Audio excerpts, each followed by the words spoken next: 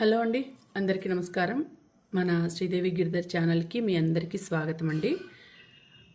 ఈరోజు రీడింగు మనం చూసే ముందు మీరు రెగ్యులర్గా మన వీడియోస్ని చూస్తూ ఉంటే, ఫాలో అవుతుంటే తప్పకుండా లైక్ చేయండి వీడియోస్ని, అలాగే షేర్ చేయండి. ఇంకా మీ అభిప్రాయాల్ని కమెంట్ చేయండి. మీరు ఇలా చేయడం వలన ఇంకొక నలుగురు మన వీడియోస్ని చూడగలుగుతారు. వాళ్ళ ముందుకి మన వీడియోస్ అనేవి వెళ్తాయి. ఎందుకంటే అవి కొంచెం ఎక్కువ వ్యూస్, ఎక్కువ లైక్స్ ఉండే వీడియోస్ని యూట్యూబ్ అనేది ప్రమోట్ చేసి కొంచెం అందరికీ షేర్ అయ్యేటట్టు చేస్తుంది. కాబట్టి కొంచెం మన ఛానల్ని సపోర్ట్ చేస్తే నలుగురికి రీచ్ అవుతాయి వీడియోస్. సో కాబట్టి తప్పకుండా లైక్ చేసి వీడియోని షేర్ చేయండి. అలాగే పక్కనున్న బెల్ ఐకాన్ని ప్రెస్ చేసి యాక్టివేట్ చేసుకోండి. ఇంకా అలాగే మీరు ఎవరైనా పర్సనల్గా రీడింగ్ చెప్పించుకోవాలి అయితే అంటే తప్పకుండా డిస్క్రిప్షన్లో నేను మీకు డీటెయిల్స్ అన్నీ పెట్టానండి. తప్పకుండా మీరు చూసి డీటెయిల్స్ అన్నీ చూసిన తర్వాత మీకు నచ్చితే తప్పకుండా నాకు మెసేజ్ చేయండి. ఓన్లీ మెసేజ్ మాత్రమే చేయండి. ఇంకా ఎటువంటి కాల్స్ చేయకండి. ఇది పర్సనల్ రీడింగ్ అనేది పెయిడ్ రీడింగ్ అండి. మీకు ఇంట్రెస్ట్ ఉంటేనే మీరు చెప్పించుకోండి, ఓకేనా? ఇప్పుడు నేను ఇక్కడ చూసే రీడింగ్ జనరల్ రీడింగ్ అండి. జనరల్ రీడింగు అది ఎవరికైనా వర్తించవచ్చు, ఎవరి ఎనర్జీస్ అయినా కనెక్ట్ కావచ్చు. సో ఇక్కడ ఏం చూస్తున్నాను అంటే ఇది లవ్ రీడింగ్ అండి. మీ లవ్ అండ్ రిలేషన్, మీ పర్సన్, మీ మనసులో ఉండే వ్యక్తి, వాళ్ళు ఏమి అనుకుంటున్నారు మీ గురించి, ఏం ఆలోచిస్తున్నారు, వాళ్ళ ఫీలింగ్స్ ఏంటి, ఎందుకు మీతో దూరంగా ఉన్నారు, లేకపోతే ఎందుకు మిమ్మల్ని బ్లాక్ చేశారు, ఎందుకు మీతో నో కాంటాక్ట్లో ఉన్నారు, ఎందుకు వాళ్ళు మీతో ఎక్కువగా మాట్లాడడం లేదు. సో ఇవన్నీ కూడా మనము దీంట్లో అడుగుదాము, ఏమొస్తుంది అనేది చూద్దాం, ఓకేనా? So universe please give good message మన వ్యూవర్స్కి, మన సబ్స్క్రైబర్స్కి. ఎటువంటి ప్రాబ్లమ్స్ ఉన్నాయి, ఎందుకు ఈ లవ్ అండ్ రిలేషన్లో ఏం ప్రాబ్లమ్స్ ఉన్నాయి, ఎటువంటి గైడెన్స్ అనేది వస్తుంది అనేది చూద్దాం. సో మీరు మనసులో మీ person name, date of birth అనుకోండి, మీ నేమ్ కూడా అనుకోండి. మీ నేము, డేట్ ఆఫ్ బర్త్, మీ person name, date of birth కూడా మనసులో అనుకుంటూ ఉండండి. తప్పకుండా మీకు మంచి రీడింగ్ రావాలి, రెజినేట్ కావాలి అనేసి మీరు కోరుకోండి.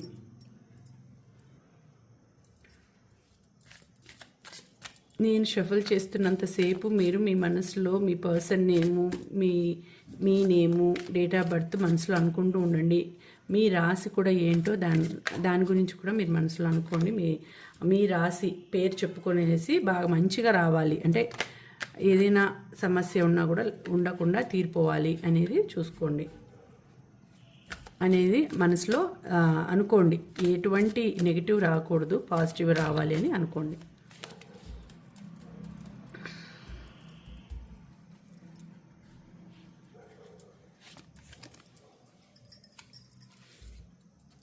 I am better with my mind than my heart.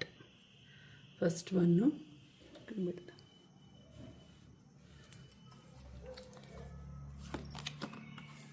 Don't wait for me, please. Second,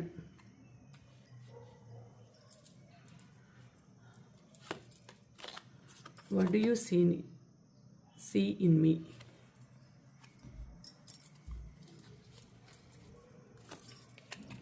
People don't believe in me.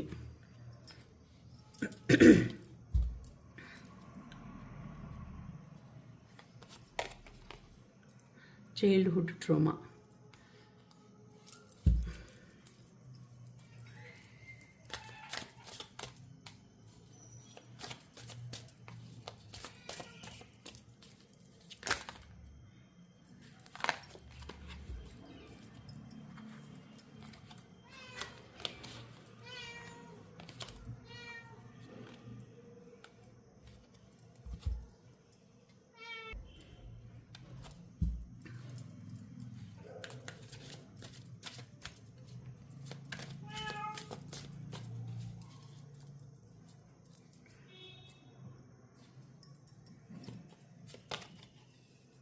Drama.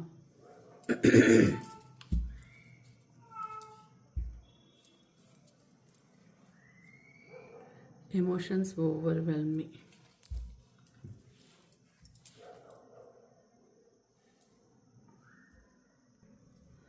So ఇక్కడ మీకు ఈ మెసేజెస్ ప్రకారం చూసుకుంటే మీ పర్సన్, మీ మనసులో ఉన్న పర్సన్, మీ వ్యక్తి చాలా ఎక్కువ ట్రోమాలో ఉన్నారండి. ఎక్కువ మానసికంగా వేదన పడుతున్నారు, చాలా బాధపడుతున్నారు. ఏదో తను అన్నీ కోల్పోయినట్టు, తనకి ఏమీ లేనట్టు, అంటే లైఫ్లో అన్నీ పోయాయి. సో పర్సన్ అంటే ఇష్టపడే వ్యక్తులు కూడా నాకు దగ్గర కావడం లేదు అని ఒక ట్రోమాలో ఉన్నారు. I'm better with my mind and than my heart. అంటే చూస్తే వాళ్ళకి ఏమనిపిస్తుందంటే మా హార్ట్, మైండ్ ఇవన్నీ అంటే ఒక హార్ట్ కంటే కూడా మైండ్ కంటే కూడా హార్ట్, అవి రెండు కూడా వాటికంటే కూడా నేను ఒక బాగా బెటర్గా ఉన్నాను, మంచిగా ఉన్నాను అని ఆలోచిస్తున్నాను. అంటే అట్లా అంత సిచ్యుయేషన్ వస్తూ ఉంది అంటే చాలా ఒత్తిడికి గురవుతున్నారు, చాలా బాధపడుతున్నారు, ఏదో మానసిక వేదన అనుభవిస్తున్నారు, బాధపడుతున్నారు. ఎవరు తనని ఎక్కువగా గుర్తించడం లేదు, మాట్లాడడం లేదు, ప్రేమించడం లేదు అనే ఒక మానసిక సంక్షోభం, మానసిక వేదన అనేది ఉంది. ఆ విధంగానూ అనుకుంటూ ఉంటారు. Don't wait for me please అని సెకండ్ మెసేజ్ వచ్చింది. Don't wait for me please అంటే నా కోసం వెయిట్ చేయొద్దు. నాకు ఎలా ఉంటుందో తెలియదు, నా పరిస్థితి ఎలా ఉంటుందో తెలియదు, నేను ఎలా గెట్ ఆన్ అవుతానో తెలీదు, నా పరిస్థితి ఏమవుతుందో తెలీదు. సో నువ్వు నా కోసం వెయిట్ చేయొద్దు, అందుకే నేను బ్లాక్ చేశాను, అందుకే బ్లాక్ చేశాను అనే అర్థంతోనే ఇక్కడ చెప్తున్నారు. సో నా కోసం నువ్వు వెయిట్ చేయొద్దు, నా లైఫ్ నేను చూసుకుంటున్నాను, కాబట్టి నీ లైఫ్ నువ్వు చూసుకో, నాకు ఇంకా సంబంధం లేదు, అవసరం లేదు, మన మధ్య బంధం అనేది అయిపోయింది అన్నట్టు చెప్తున్నారు ఇక్కడ.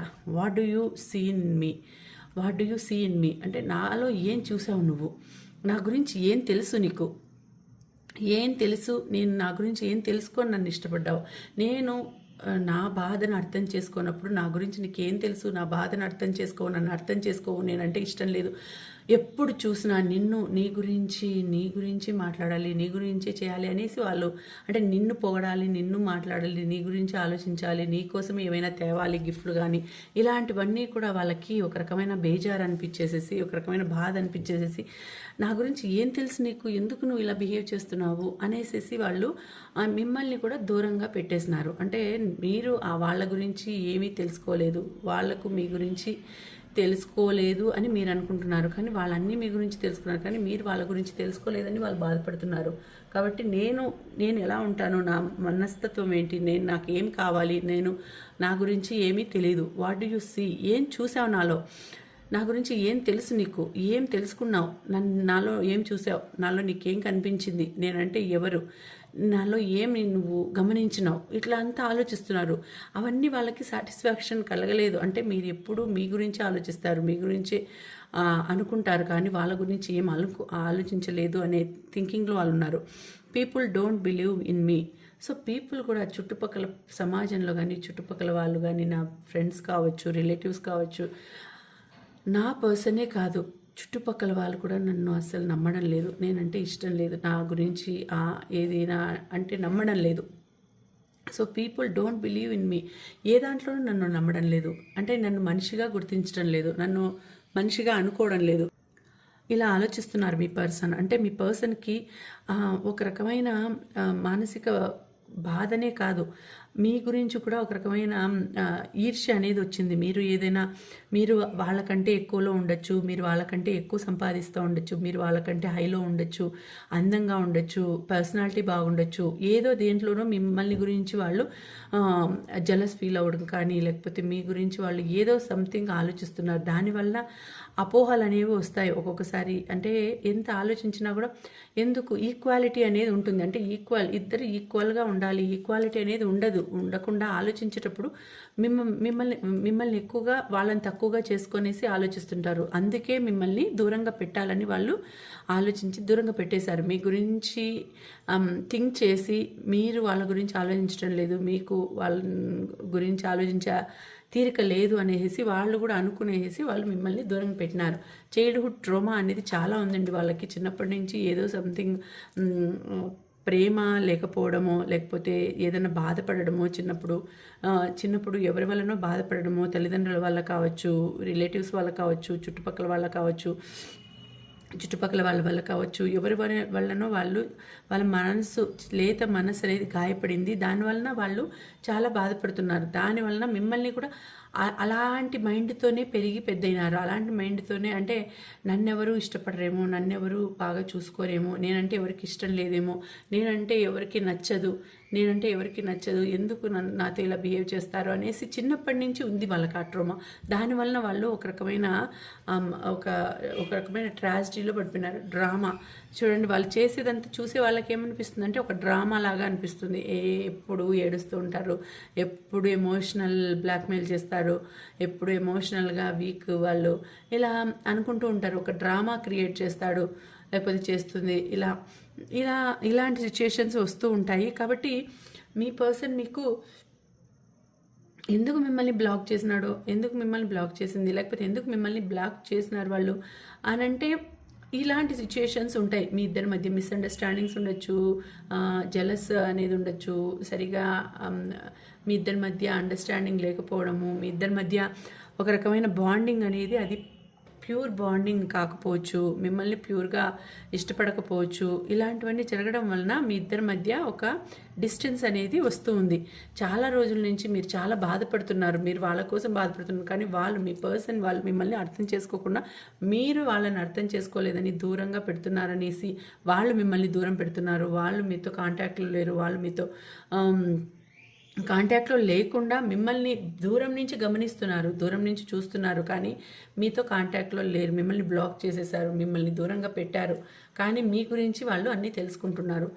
ఎమోషన్స్ ఓవర్వెల్మ్ మీ, నాకు ఇంకా అన్నీ అయిపోయింది, ఇప్పుడు ఇంకా ఏమీ లేదు, ఎమోషన్స్ అనేవన్నీ కూడా ఎండ్ అయిపోయినాయి, నాకు ఇంకా ఏది బాధ లేదు, సంతోషం లేదు, దుఃఖం లేదు, ఏది లేదు అనే పరిస్థితికి వచ్చేసినారు వాళ్ళు. సో కానీ వాళ్ళు I wish could be a different person. So అంటే ఒక మంచి డిఫరెంట్ పర్సన్గా మీరు రావాలి, మీరు ఉండాలి. వాళ్ళు థింక్ చేస్తున్నారు, కానీ మీకు దొరకాలి, కొంచెం మంచి డిఫరెంట్ పర్సన్ అనేవాళ్ళు మీకు దొరకాలి అనేసి ఆలోచిస్తున్నారు. చూడండి, ఇక్కడ ఐఎమ్ బ్లాక్డ్ అని వచ్చేసింది. సో వాళ్ళు థింక్ చేస్తున్నారు, ఐఎమ్ బ్లాక్డ్, వాళ్ళని మీరు బ్లాక్ చేశారని వాళ్ళు అనుకుంటున్నారు, మిమ్మల్ని వాళ్ళు బ్లాక్ చేసేసారని మీరు అనుకుంటున్నారు. ఈ విధంగా జరుగుతూ ఉంది మీ ఇద్దరి మధ్య. వాళ్ళ ఫీలింగ్స్ ఎలా ఉంటాయంటే ఒక్కొక్కసారి మీ గురించి చాలా మంచిగా ఆలోచిస్తారు,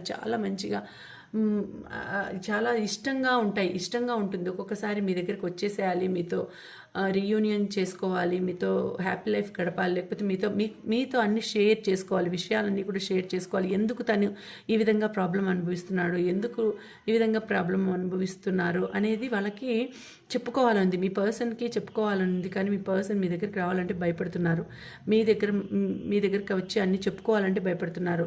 ఏదైనా సంథింగ్ జరుగుతుందేమో, వచ్చేసిన తర్వాత ఏమైనా మళ్ళీ నా మీద రెస్పెక్ట్ అనేది ఉండకపోవచ్చు, నేనంటే పెద్ద ఇష్టం ఉండకపోవచ్చు, కలిస్తే మళ్ళీ ఏవో ఒక గొడవలు వస్తాయి, కలిస్తే మళ్ళీ ఏవో ఒక ప్రాబ్లమ్స్ వస్తాయి. దీనివలన ఎందుకు గొడవ, కలవకుండా దూరంగా ఉండేది మేలు, మీకు ఒక బెటర్ పర్సన్ వస్తారు, నాకు చూసుకుంటాను, నేను ఒక బెటర్ పర్సన్ని అనే థింకింగ్లో వాళ్ళు ఉన్నారు. సో ఇలా ఆలోచిస్తూ ఉన్నారండి మీ పర్సన్ అనేవాళ్ళు. వాళ్ళకి ఏదో ట్రోమా ఉంది, చైల్డ్హుడ్ ట్రోమా, చిన్నప్పటి నుంచి వాళ్ళు బాధపడుతున్నారు, చిన్నప్పటి నుంచి వాళ్ళ థింకింగ్ ఇలాగే ఉంది. వాళ్ళకి ఒక కాన్ఫిడెంట్ అనేది లేదు, నేను చేయగలను, సాధించగలను అనే ఒక కాన్ఫిడెంట్ అనేది లేదు వాళ్ళకి. వాళ్ళ మైండ్ అనేది చాలా వీక్గా ఉంది, చాలా బాధపడుతూ ఉంటారు. మీ దగ్గరికి రావాలన్నా కూడా వాళ్ళు ఎంతో ఆలోచిస్తున్నారు, వస్తే మళ్ళీ ఏమైనా ప్రాబ్లమ్స్ ఫేస్ చేయాల్సి వస్తుందేమో, అందుకని మిమ్మల్ని దూరం పెడుతున్నారు, అందుకని మీకు దూరంగా ఉంటున్నారు. మీరు కూడా వాళ్ళని దూరం పెట్టేశారేమో, మీరు కూడా వాళ్ళంటే ఇష్టం లేదేమో అనేసి వాళ్ళు థింక్ చేస్తున్నారండి. సో ఈ విధంగా చూపిస్తున్నాయి మెసేజెస్. సో ఇది మీ పర్సన్కి మైండ్లో ఇలా ఉంది. బట్ పోను ఇలా ఉన్నా కూడా నెక్స్ట్ మీ పర్సన్ ఒకవేళ వస్తే మీ దగ్గరికి రీయూనియన్ అవుతుందా అంటే ఎలా ఉంటుంది సిచ్యుయేషన్ అని అంటే కావచ్చు. ఒక్కొక్కసారి అది why do I feel this why అనేసి వచ్చేసింది. అంటే ఎందుకు నేను ఇట్లా ఫీల్ అవుతున్నాను, ఎందుకు నేను ఇలా బాధపడుతున్నాను. ఇక్కడ చూడండి, I can't come to you now. So వాళ్ళు మీ దగ్గరికి రారండి, వాళ్ళు మీ దగ్గరికి వచ్చే సిచ్యుయేషన్ కనిపించడం లేదు. సో కాబట్టి so I can't come to you now, I can't come to you now. So ఇది వచ్చేసింది ఈ కార్డ్, అంటే మీ దగ్గరికి రారు, కానీ వస్తే బాధ అవుతుంది అనేసి వాళ్ళు పూర్తిగా మీతో సపరేషన్ కోరుకుంటున్నారు, మీకు దూరం అవ్వాలని అని ఫీల్ అవుతున్నారు. ఇలాంటి సిచ్యుయేషన్ ఎవరైనా ఎదుర్కొంటూ ఉంటే, ఇలాంటి సిచ్యుయేషన్ ఎవరైనా ఎదుర్కొంటూ ఉంటే మెసేజెస్ ఇలా వచ్చాయి, ఎనర్జీస్ ఇలా వచ్చాయండి. సో ఈ ఎనర్జీస్ని బట్టి చూస్తే మీ పర్సన్ మీ దగ్గరికి రారు, మిమ్మల్ని బ్లాక్ చేసేసారు. ఏమంటారు, ఒక రకమైన డ్రామా లాంటిది సృష్టించుకునేసి ఆ దాంట్లో వాళ్ళు చిక్కుబడిపోయినారు, బందీ అయిపోయినారు. సో కాబట్టి వాళ్ళు చాలా బాధపడుతూ వాళ్ళు మీ గురించి ఆలోచిస్తూ నెగిటివ్గా ఆలోచిస్తూ ఉన్నారు, మీ గురించి నెగిటివ్ థింకింగ్ చేస్తున్నారు. సో మీ దగ్గరికి వాళ్ళకు రావాలని లేదు, దూరంగా ఉండాలి అనే ఉంది. వచ్చి మళ్ళీ గొడవలు పడడం, ప్రాబ్లమ్స్ని ఫేస్ చేసే అంత ధైర్యం లేదు వాళ్ళకి, అంత వీక్ మెంటాలిటీ వాళ్ళది. కాబట్టి మీ దగ్గరికి రాలేకపోతున్నారు. కాబట్టి వాళ్ళు ఇంకా ఫ్యూచర్లో కూడా మీ దగ్గరికి రారు. కాబట్టి మీరు బెటర్ పర్సన్ని మీరు చూసుకొని, మీకు తగిన వాళ్ళను మీరు చూసుకొని అడుగు ముందుకు వేయడమే బెటర్ అని చూపిస్తోంది ఇక్కడ. So don't wait for me please అనేసి వచ్చేసింది. డోంట్ వెయిట్ ఫర్ మీ, నా గురించి ఆలోచించొద్దు అనేసి వచ్చింది. సో వాళ్ళ గురించి మీరు తప్పుగా ఆలోచించినారనేసి వాళ్ళు అనుకుంటున్నారు. వాళ్ళు మీతో కలవడానికి ఇష్టపడడం లేదు, కలిసినా కూడా ఒక విధమైన ఆ బాండింగ్ అనేది మీతో ఉండరు వాళ్ళు. సో ఇదండి ఇవాళ రీడింగు, చిన్న రీడింగు, సింపుల్ రీడింగు. సో ఎవరికైనా రెజినేట్ అయ్యి కనెక్ట్ అయితే తప్పకుండా లైక్ చేయండి. అలాగే ఈ లవ్ రీడింగ్కి మీరు క్లైమ్ చేయాల్సిన నెంబర్స్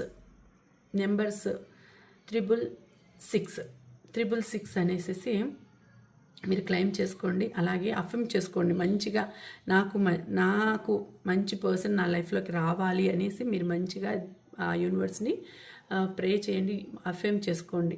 మీరు అఫర్మ్ చేసుకొని మేనిఫెస్ట్ చేసుకోండి. ఓకేనండి. మళ్ళీ వచ్చే వీడియోలో మరొక మంచి రీడింగ్తో కలుసుకుంటాను. అంతవరకు సెలవు. నమస్తే అండి. Thank you for watching. Bye.